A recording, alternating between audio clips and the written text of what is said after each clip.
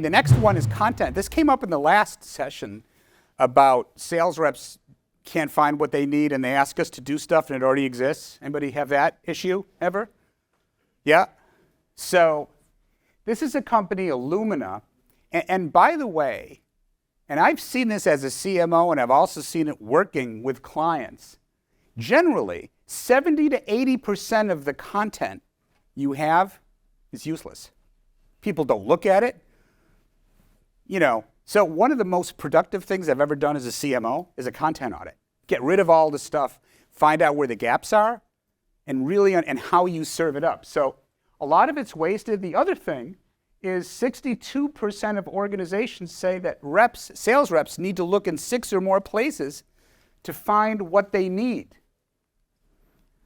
So information is not power, access to it is. Oftentimes they can't find what they need and they need it at the right moment to pivot a conversation with a customer or either existing customer or a new prospect that they're trying to close.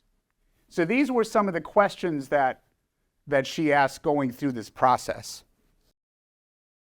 And these were the activities, 10 steps to go through the content process. So got rid of unused content, consolidated repositories. They had, I think, 6 or 8 repositories down to 1. Developed a standard taxonomy, determined how much to archive, built a content operations center of excellence, use a content model I'll show you in a moment. So it was a really comprehensive process. This was the model and framework. And again, you're going to get all this, starting with insight, creation, activation, optimization. It's not just the content, having the right relevant content, is how you operationalize it, how you serve it up to the sales force. Do you have something like a seismic or something else that makes it easy for them to find what they need? Have you consolidated the taxonomies? Is it easy to find and serve up content to the people who need it? So this was a model and framework they used. And these were some of the results. And these are really significant. So content findability improved by 40%. Content proliferation decreased from 54 to 5%. They saved over $1 million a year. Sales usage of content assets increased by 2.5 to 6 times. Content access times improved from 4 months to a day. And the number of content repositories was reduced by more than 80%. Brand reliability increased by 30%.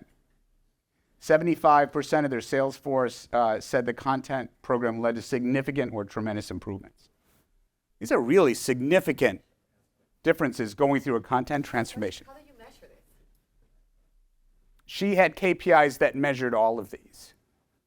You set up KPIs, once you